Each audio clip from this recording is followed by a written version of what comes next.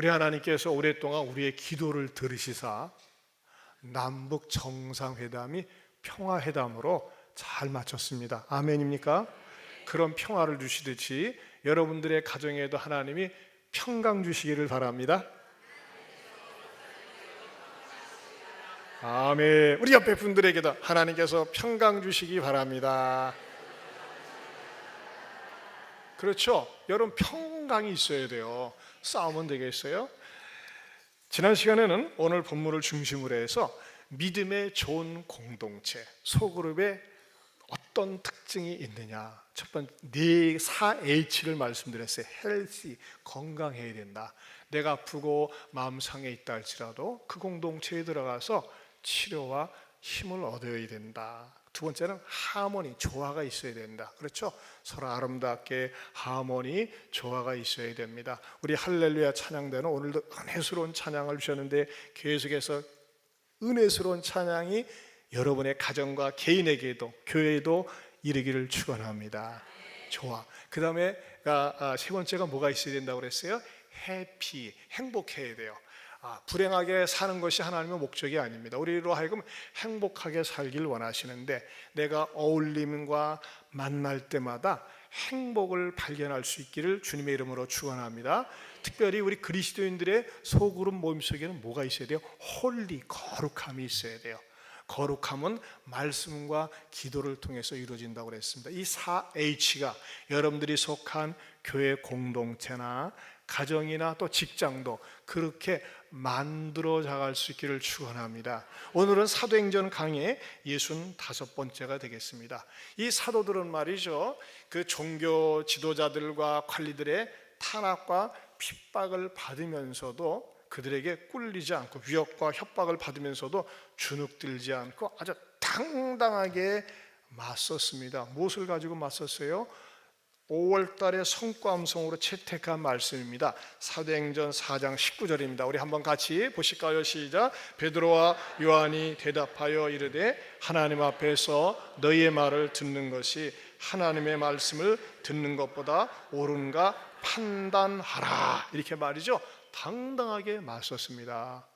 이렇게 맞선 다음에 뭐라고 얘기합니까? 이 사도들이 말이죠, 뜬금없이 이들에게 보고를 하면서 오늘 24절을 보면요, 그들이 듣고 한 마음으로 누구에게? 하나님께 소리를 높여 이르되, 여기서부터 줄을 치세요. 대주제여 천지와 바다와 그 가운데 만물을 지은 이시요 하면서 말이죠, 이렇게 외쳤습니다. 제가 이 말씀이 굉장히 감동이 되고 끌려서 이 오늘은 24절에 이 말씀을 가지고 말씀을 여러분들에게 증거하고자 합니다. 이 사도들이요, 대주제요 천지와 바다와 그 가운데 만물을 지으신 이시요라고 하나님을 향해서 선언하고 외치는데, 이 말씀 속에 담겨져 있는 첫 번째 신앙이 뭐냐? 그것은 창조주에 대한 선언이라는 것입니다. 창조주에 대한 선언. 여러분, 우리 그리스도인들은요, 하나님을 믿는데 어떤 하나님을 믿을까요? 창조주를 믿습니다. 창조주. 여러분, 기독교인들이 교회에 다니면서 신앙생활을 시작할 때 기독교 교리, 도구마에 5가지 기둥이 잘 박혀져 있어야 됩니다. 이 5가지 기둥이라는 게 뭘까요? 첫 번째는 창조적 신앙입니다. 창조주 하나님에 대한 신앙. 두 번째는 뭐냐? 십자가 신앙입니다. 예수님 나를 위해서 죽으셨습니다. 내 죄 때문에 죽으셨습니다 라고 하는 십자가 신앙이고, 세 번째는 부활 신앙입니다. 예수님은 죽은 것으로 끝나지 않고 다시 살아나셨습니다. 네 번째는 뭘까요? 그 부활하신 주님께서 성령님을 우리에게 보내주셔서 우리와 늘 함께 하십니다라는 임마누엘 신앙입니다. 임마누엘 신앙. 그리고 맨 마지막 5번째는 뭡니까? 언젠가는 우리 예수님 공중에 구름을 타시고 재림하십니다. 마라나타 신앙입니다. 마라나타. 따라서 합시까요? 마라나타. 마라나타는 뭐냐면요, 무슨 뜻이죠? 주여 다시옵소서, 주여 오시옵소서, 그거예요. 자, 기독교인들이 가져야 되는 5가지 기둥의 뿌리가 뭐라고 그랬어요? 첫 번째는 창조적 신앙, 두 번째는 십자가 신앙, 세 번째 부활 신앙, 네 번째는 임재 신앙, 임마누엘 신앙, 5번째는 마라나다 신앙, 이 5가지 기둥 속에서 말이죠, 믿음이 골고루 자꾸 강조 반복되면서 견고하게 설 때에 결코 이단에 휩쓸리거나 빠지지 않고 건강하고 행복하게 신앙생활할 수 있습니다. 그런데 이 사도들이 자기네들이 핍박받은 것에 대해서 자기 공동체에 와서 보고를 하는 자리에서 무엇을 얘기하고 있어요? 창조주 하나님, 우리 하나님은 대주제여 천지와 바다와 그 가운데 만물을 만드셨다, 하나님이 직접 만드셨다라고 하는 창조주 하나님을 선언하고 있습니다. 그렇다면 우리가 믿는 창조주 하나님은 어떤 하나님이실까요? 유에서 유를 만든 게 아니에요. 인간이란 존재는요, 유에서 유를 만듭니다. 무에서 유를 만들 수가 없어요. 근데 우리 하나님은요, 무에서 유를 만드셨습니다. 무엇으로요? 말씀으로. 태초에 하나님이 말씀으로 천지를 창조하시니라. 우리가 믿는 신앙의 출발은요, 하나님이 세상을 만드셨다라고 하는 창조적 신앙을 가져야 됩니다. 그런데 말이죠, 아주 똑똑하다고 생각하는 이 유명한 진화 생물학자이고 무신론자인 리처드 도킨스는 말이죠, 그가 만들어진 신이란 책을 쓰면서 어떻게 이야기하느냐, 신이라고 하는 존재, 하나님이라고 하는 존재는 사람들이 상상에 의해서 가상으로 만들어 놓고 믿는 것이다 그랬어요. 그래서 신인 하나님도 사람들이 상상력을 동원해서 만들었다고 하는 것입니다. 왜 그러한 논지를 펼치느냐? 우리가 믿는 하나님은 어떤 하나님이라고요?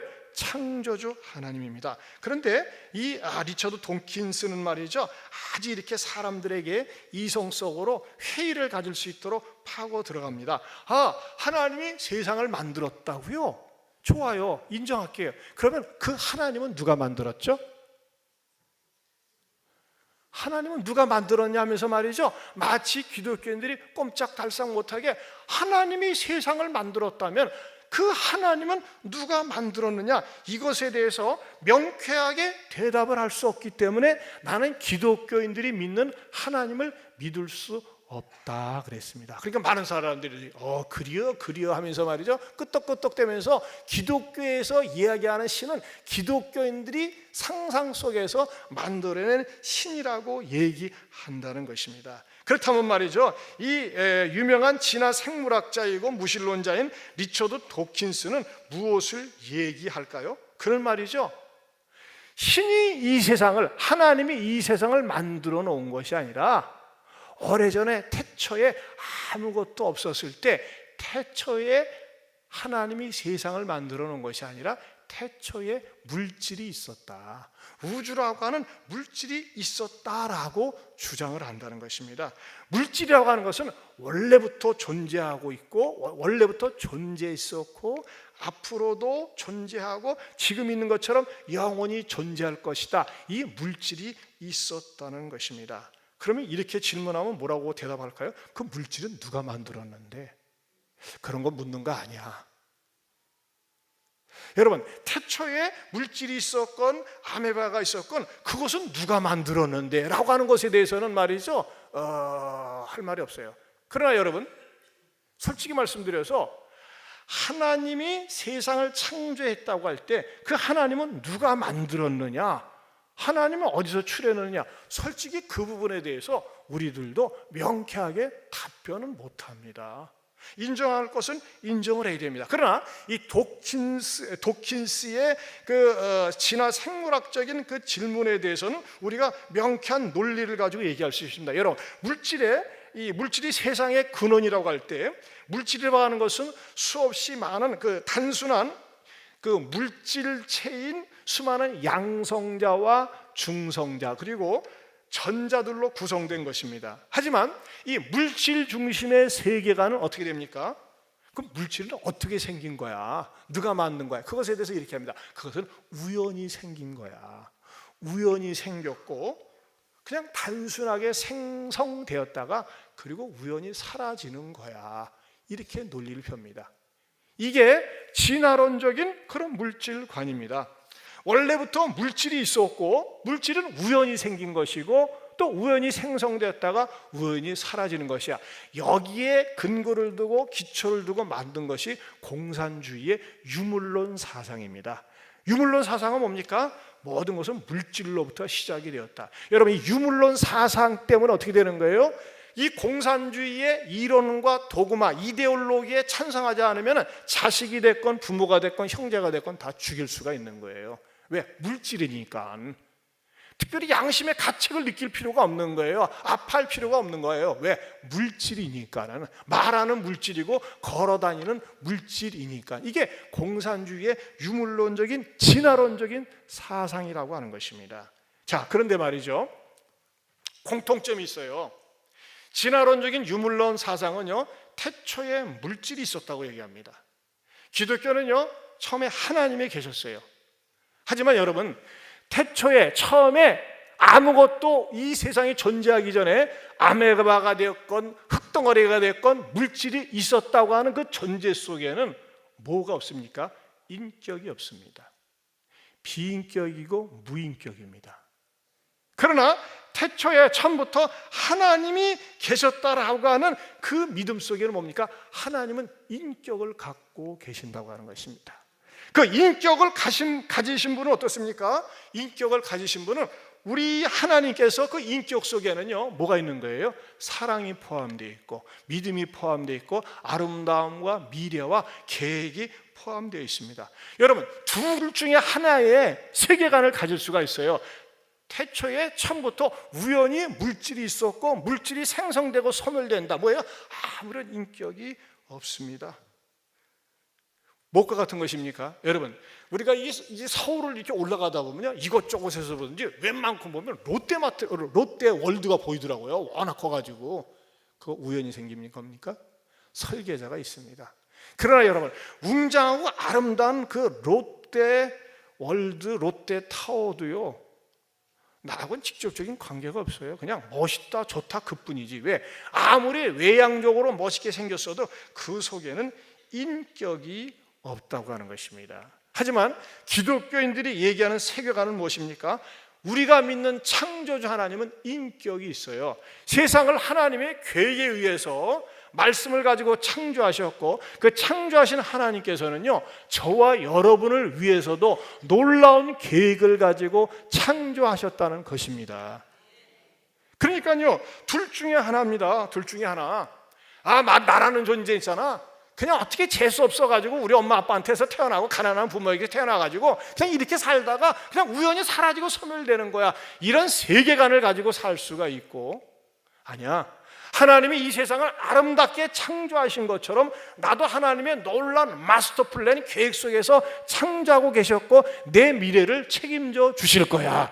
이런 가치관, 세계관을 갖는 것이 것과 어느 것이 더 평안하고 행복을 가져다 줄까요?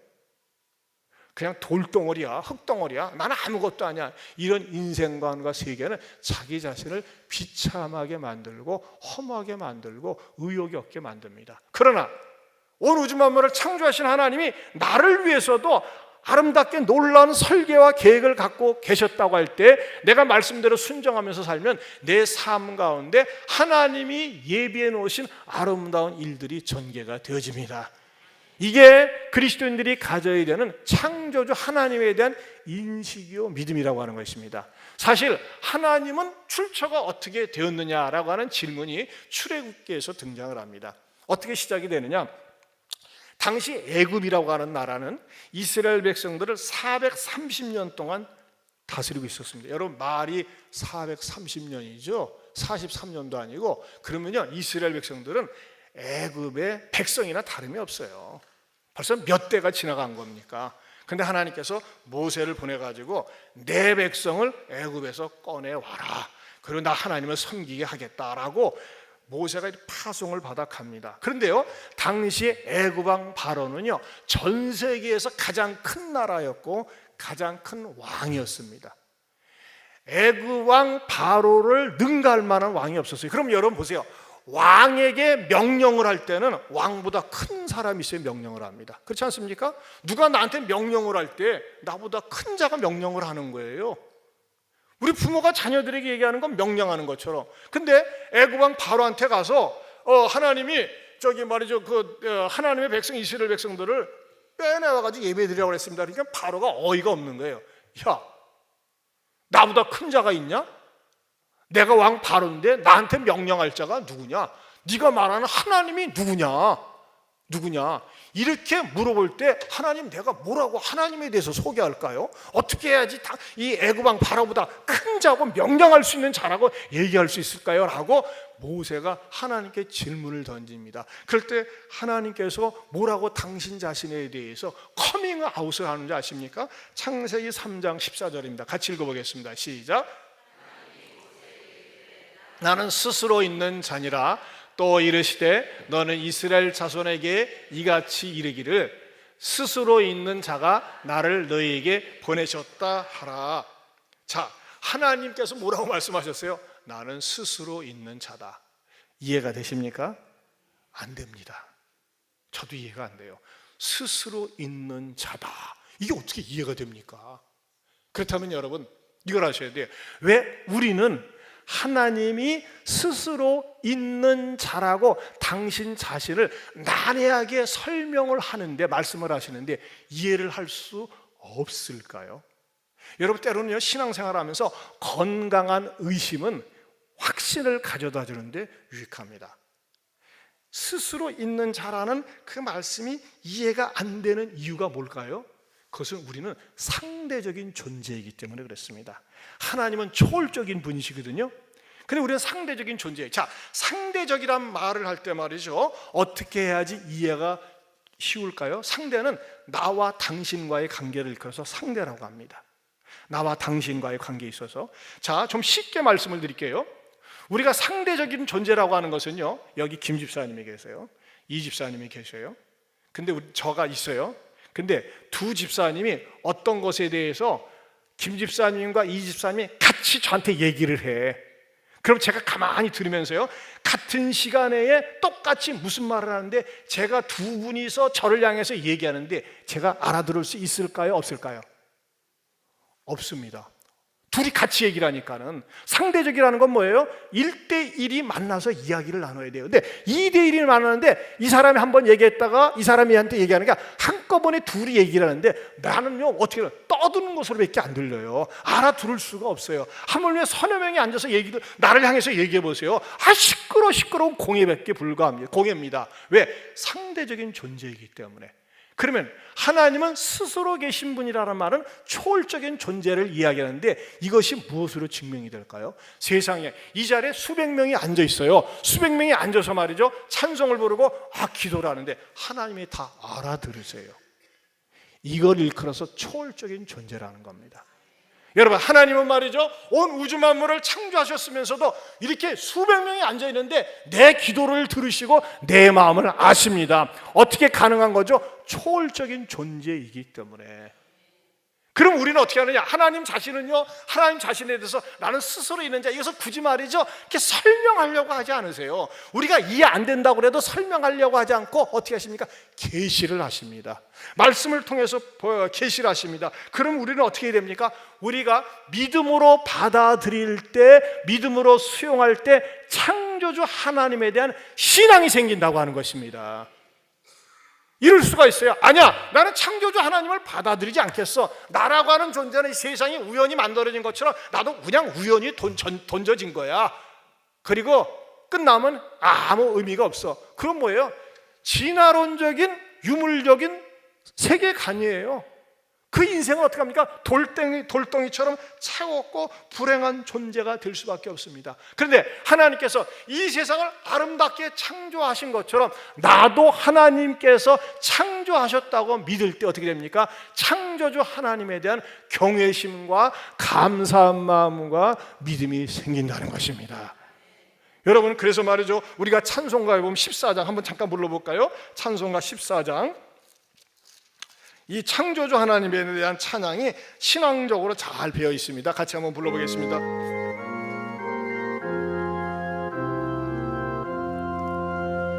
주 우리 하나님 하늘에 계시니 온천한 만민 주 앞에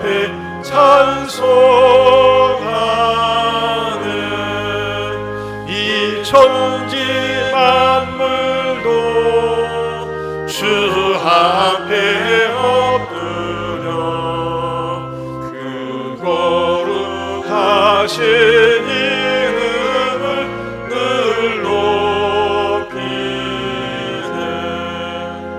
주 언약하신 것 끝까지 지키니 저 하늘 나라 향하여 꼭 가리라. 주 얼굴 배울 때 내 마음이 기쁘고 영원히 주의 영광을 찬양하리. 왕의 왕 되신 주 하늘에 계시니 이 세상 죄악이신 그 주 예수 저 천군 천사들 주 호위하고서 무성도 함께 영원히 늘 섬기네. 성삼위일체께 승리한 우리들 다 기쁜 소리 높여서 감사드려. 창조주 하나님 내 주님 되시니 주 앞에 나도 엎드려 경배하네.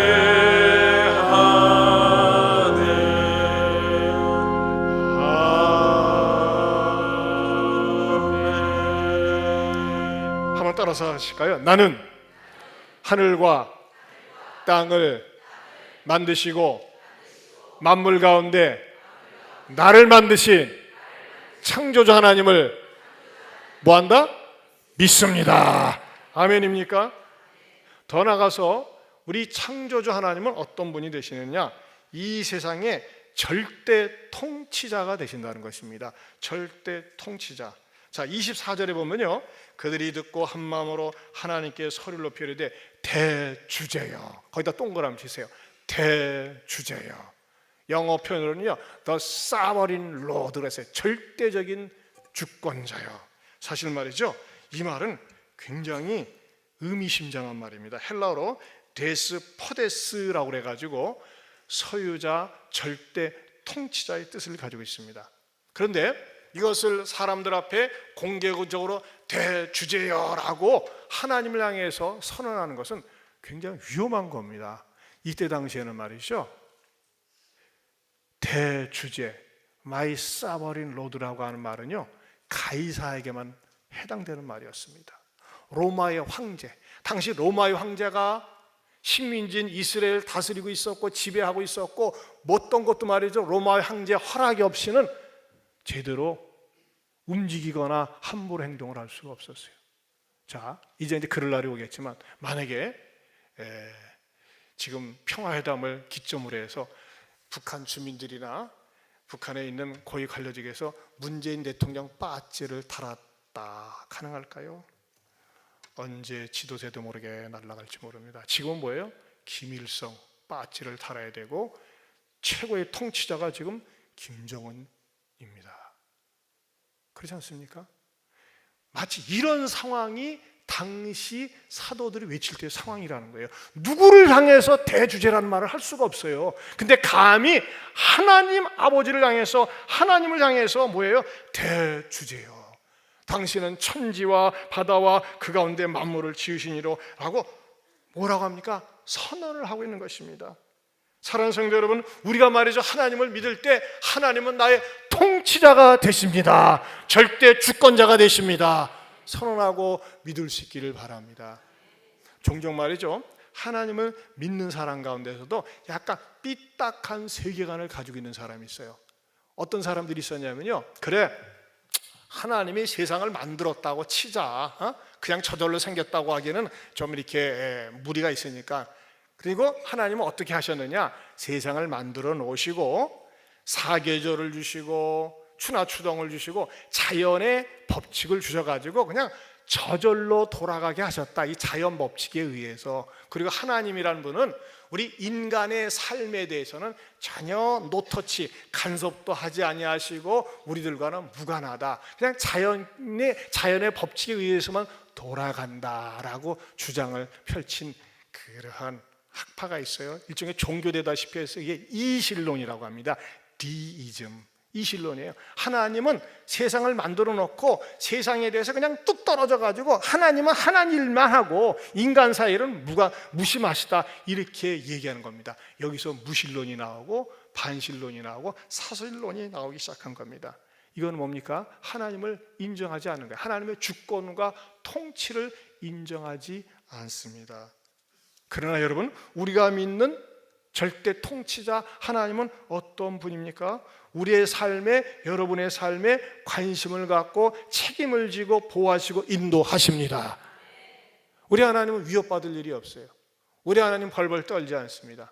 저는요, 이번에 남북 정상회담에 전과 과정을 지켜보면서 여러분들과 더불어 참 하나님께서 반드시 우리 남북한이 총불을 겨누지 않고 평화의 날로 정착되게 해주시리라 믿습니다. 우리가 오랫동안 기도한 게 응답된 것 같아서 얼마나 감사한지 몰라요. 물론 여러 다른 분들이 막 염려하는 부분도 있어요. 하지만 그것도 계속 기도해야죠. 하지만 제가 이 부분은요, 약간 좀 이해가 되지 않았어요. 왜냐하면요, 김정은이가 그 고급 말이죠, 벤츠 리무진 방탄차, 이거 방탄차입니다. 그 미사일 떨어져도요, 그 안에는 이상이 없어요. 그 정도로 완전히 무장된 차인데 어떻게 했어요? 호위무사 12명이 차 타고 내려올 때 말이죠, 뺑 둘러서 가지고 오는 거 보고 어찌 저리요, 뭐가 무서워서? 우리 대통령은 어때요? 누가 주변에 있지 않아도 자유스럽게 왔다 갔다 하잖아요. 뭐 이렇게 감싸지 않고. 전 그런 생각을 했어요. 아니, 북한의 절대 통치자가 누가 저를 갖다가 총 쏘거나 암살의 위협이 있다고 조금 더 빈틈을 주지 않고 저게 북한의 절대 통치자의 자신만만한 모습일까? 좀 많은 생각을 하게 했어요. 절대 통치자의 모습은 아니죠. 그러나 우리 하나님은요, 누구의 호의를 받을 필요도 없고, 우리 하나님은 어떻습니까? 이 세상 만물을 창조하셨을 뿐만 아니라 저와 여러분들을 창조하셨습니다. 그런데 말이죠, 우리 하나님께서 우리를 창조하셨는데 왜 우리 인간이 이 세상 모든 만물 가운데서 가장 소중하고 가장 귀한 존재로 만드셨는지 아십니까? 그것은요, 바로 하나님의 형상대로 만드셨기 때문에 그렇습니다. 하나님과 전혀 다른 별개의 존재로 만든 것이 아니라 하나님을 닮은 형상대로 만들었어요. 그게 어디에 나와 있느냐? 창세기 1장 26절입니다. 같이 보겠습니다. 시작. 우리의 모양대로 우리가 사람을 만들고 그들로 바다의 물고기와 하늘의 새와 가축과 온 땅과 땅에 기는 모든 것을 다스리게 하자 하시고, 여러분 여기에 보면요, 우리가 오해하기 쉬운 단어가 있는데, 우리가 우리의 형상을 따라 우리의 모양대로 우리가 사람을 만들자는데, 여기서 우리가 언뜻 들어가는 인상은요, 하나님 어떤 외양적인 모습을 닮은 것처럼 생각을 해요. 그러나 하나님은요, 우리처럼 눈, 코, 목, 이런 이목구비가 있는 분이 아니에요. 영으로 계시는데, 그럼 여기서 우리의 형상을 따라 우리의 모양대로 만들자는 그 의미는 무엇일까요? 신학적인 의미가 있어요. 하나님에게는요, 절대적인 속성과 비절대적인 속성, 소위 신학적으로 공유적인 속성과 비공유적인 속성이 있어요.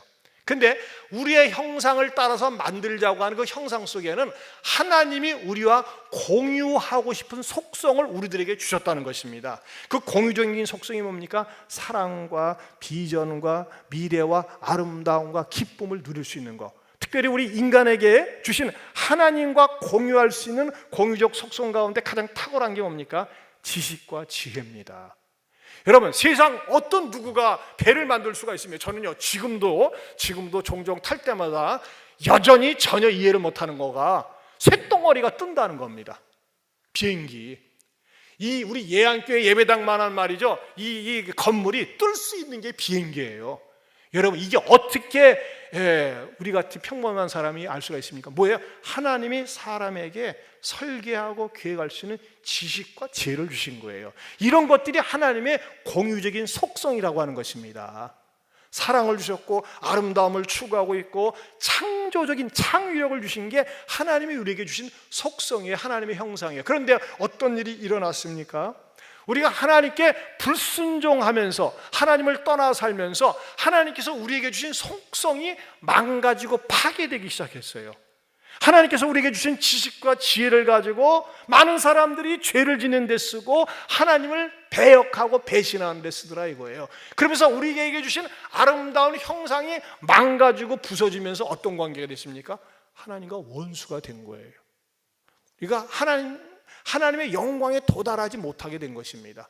그리고 하나님께서 우리에게 주신 아름다운 속성, 형상이 무너지고 파괴되다 보니까 하나님께 도달할 수도 없고, 하나님께 도달하지 못하니까 하나님 앞에 갈 수도 없고 천국에 갈 수도 없어요. 그런데 하나님께서 이를 너무나 안타깝게 여기셔가지고 우리를 구원하기 위해서 누구를 보내주셨죠? 예수님을 보내주셨어요. 그리고 그 예수님이 우리의 망가지고 파괴된 하나님의 형상을 회복시키기 위해서 십자가에 죽으셨습니다. 그리고 그 십자가에 죽으신 사건을 내 것으로 받아들일 때 나에게 구원이 임하게 되고 하나님과의 관계가 회복이 되어지고 하나님의 형상이 회복이 되어지면서 감히 도달할 수 없는, 갈 수 없는 천국에 갈 수 있는 길을 열어주신 것입니다. 이것이 우리가 믿는, 우리를 향한 하나님의 놀라운 축복이라고 하는 것입니다. 더 놀라운 것은요, 사실 우리는요 감히 하나님의 절대성, 시간과 공간을 초월하는 것, 무한성, 영원성, 우리는 공유할 수 없거든요. 그런데요, 놀랍게도 우리가 말씀을 받아들이고 믿음을 가지는 순간 하나님의 초월적인 속성을 나눠가질 수 있는 축복을 주셨어요. 초월적 속성, 그게 뭔지 아세요? 바로 하나님 말씀을 통해서 가능한 건데, 예를 들면요, 사도 바울이 뭐라고 고백했습니까? 갈라디아서 2장 20절을 같이 읽어보실까요? 시작.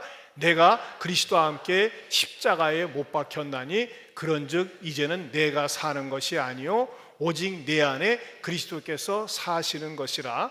이제 내가 육체 가운데 사는 것은 나를 사랑하사 나를 위하여 자기 자신을 버리신 하나님의 아들을 믿는 믿음 안에서 사는 것이라. 맨 처음 구절 다시 띄워줘 보세요.